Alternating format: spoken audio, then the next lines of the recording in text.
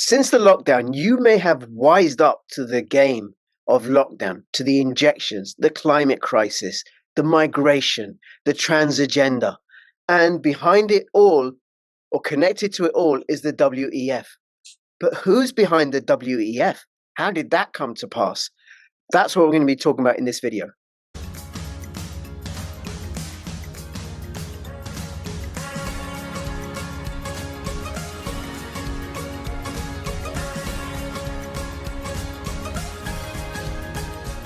But if you decide that you want to preserve your privacy and make sure all the data that goes in and out of your computer is encrypted, then check out NordVPN. My affiliate link will give you something like a 2/3 discount on some of their packages. Hi, this is an extract of a much longer video. If you want to watch the whole video, you can find it on ODYSEE, bit.ly/CryptoRichOdyssey. It will also show up on ThreeSpeak and on Rumble, bit.ly/CryptoRichOdyssey, or bit.ly/CryptoRich3Speak, or bit.ly/CryptoRichRumble. Hi, everybody. It's Crypto Rich working with you. Well, I'm working with you to get freedom and to maintain and sustain our freedoms. I'm joined by Ivor Cummins. Now, before I introduce him, please subscribe, follow me on Twitter, CryptoRichYT, join my official Telegram announcements channel. Not all this video is going to be on YouTube. I'm already shadow banned on YouTube. I believe my guest has had some issues with YouTube. So if you want to support censorship resistant work, please come to bit.ly/CryptoRichOdyssey or bit.ly/CryptoRich3Speak, censorship resistant platforms. And I'm going to introduce my guest, Ivor, who is a personal hero of mine. You're on Twitter, you're on YouTube. Where else can people find you? You've got the Fat Emperor website. Yeah, thefatemperor.com and Instagram. I'm not there that often, but I think my name, Ivor Cummins. And the other day I got knocked off LinkedIn again. So I'm off LinkedIn at the moment for talking about the WEF, the UN, and climate.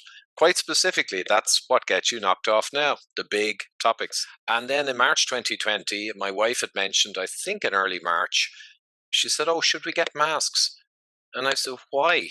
Because I had ignored the COVID nonsense because I'd already seen the Diamond Princess data and I knew it would be a severe flu equivalent. I brought to bear my experience and perspective as a child protection social worker. An abusive relationship, let's say typically a guy beating up on the mum, really as harmful to the children as if they were abusing the children directly. And the guy saying to the woman, or the message that he's giving is, okay, I'll tell you when you can go out. I'll tell you who you can mix with. Don't bother having an income. I'll give you a little bit of pocket money if you're good. I'll tell you what you have to wear when you go out. Now, that's the same conversation as the government telling us, right? Oh, and it's for your own good. It's for our own good. And I'm like, wait a minute. This is the same conversation. Yeah, like a fractal. I know enough about fractals, right? So it's a fractal, a self-repeating pattern, and at a much, much larger scale. That's what lockdown was. It's a conversation for abuse. The government were abusing us. And behind it all, or connecting it all, Klaus Schwab and the WEF. They've had in the WEF 4,000 young global leaders since Blair and Bill Gates, the first ones in the early 90s. 4,000 leaders. So I don't see them quite so much as puppets, senior politicians. They have been groomed and brought into the WEF, to the inner circle, and they've divulged to them how the world needs to be run in the future, and they've rewarded them as leaders and helped them get to the top. So they're not so much puppets, they're kind of co-conspirators. Right. Admittedly at a lower level than the top brass, but they're not quite puppets. They largely know. Varadkar in Ireland knows exactly what he's doing. But yeah, if you want to go to the top, it's really the Rockefellers and the Rockefeller Special Studies Project in the 1950s. But it was really the five sons of John D. Rockefeller. They took his legacy of wanting internationalism and world government, and they got together. That was their family legacy, if you will, to ensure that happened. And it was going to be a century-long plan. We're around 70 years into it now, so obviously it's progressed. But the Special Studies Project, basically, they brought in Kissinger. That'll be quite a famous name. So Kissinger was up to his neck in the Rockefellers' plans. They had the Harvard Special Group, where they brought in leaders from all over the world. They set up the Trilateral Commission after that. The Rockefellers viewed the United Nations as their own club. So they donated the land in New York and the buildings, huge value, to set up the United Nations. So the Rockefellers basically were setting up all these projects, the special projects, to get a global government, not in their lifetime. And they knew it would take, maybe 60, 70, 80 years. So they're long game people. I knew elements of it, but when I discovered Dr. Jacob Nordengard, and you can put a link to his book, Rockefeller Controlling the Game, around 2012, he discovered all of this because he had been searching as a person who was very worried about climate change. He was a ponytailed assistant professor, I think, in a university in Sweden where there's a lot of climate action. And he was very worried about fuel and, the running out of fossil fuels and climate change. Honestly, he was left of center. And he was exploring with professors in his university who were climate professors. He wanted to understand it more. And he found out to his shock that none of them knew where the climate science originated. Before the 1990s and the IPCC, they didn't know where it came from. And he kind of found that surprising. And after a week or two of digging, he found out it came from the Rockefellers. So then he studied the Rockefellers in great depth, and he did his PhD, defended it. Rockefeller interests tried to stop his PhD going ahead, but he published, defended the PhD, and he wrote the book Rockefeller Controlling the Game. And that is stuffed with references. And I've interviewed him several times.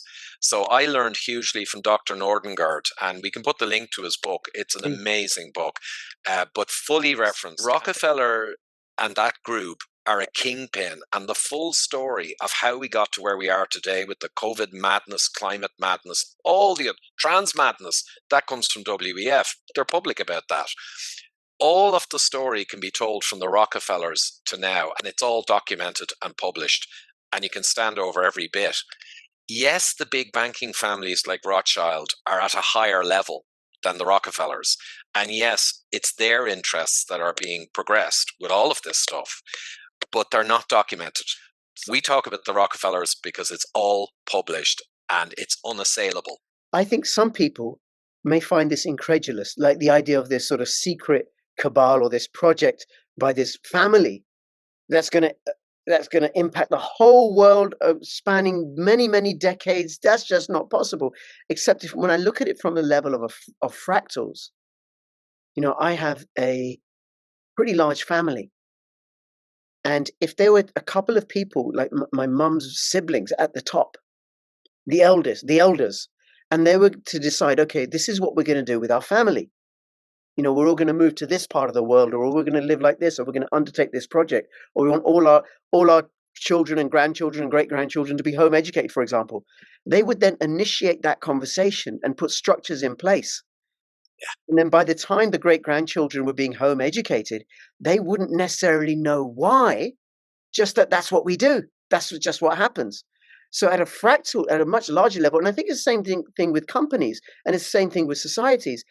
And throughout humanity, human beings have taken on conversations, have taken on discourses en masse. Because somebody, like religion, somebody initiated it. The Holy Prophet initiated Islam or Jesus Christianity, and then it just spreads as a conversation, and we forget where it began. And given human nature, that we are a mixture of virtue and of vice, and if you've got all the money in the world, wouldn't you want to? I'd like to order the world if I had the power and all the money. I'd like to order the world in my kind of way. Okay, it's decentralized. Nobody's going to school and eat lots of fat. But over the decades, they've managed to indoctrinate and train people, right? Not only to not trust the big rich guys up top, but to distrust people who question the big rich guys up top. And a perfect example is, even up until a few years ago, generally people knew that big pharma were not really to be trusted, and there was a problem with big pharma and the revolving door with the FDA. Broadly speaking, people knew big pharma was a problem, and the media even touched upon it regularly.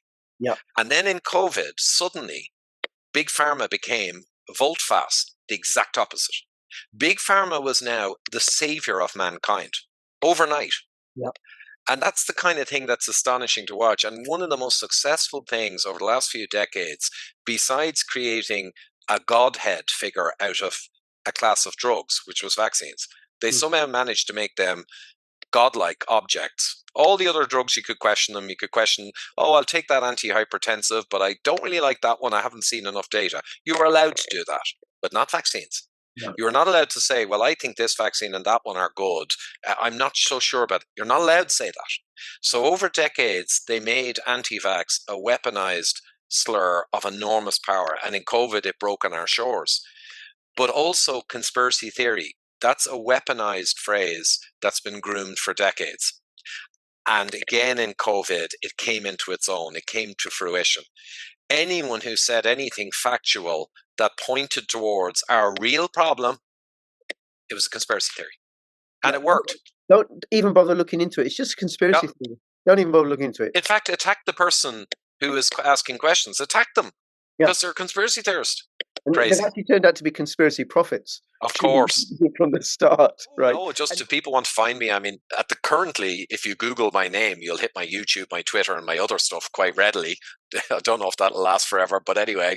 And yeah, I think those links, if people are listening, the first couple of links you put under this, Rich, are the really important ones. And one of them's a 40-minute talk that I think is unbelievable. It articulates all of what we touched on much better than I do. And yeah, that's it. Fabulous, fabulous. It's been really, really enjoyable talking to you. Really loved it. I'll have all the links in the description below. And please share this video, share this conversation, spread the word, and then keep filling your pockets with freedom.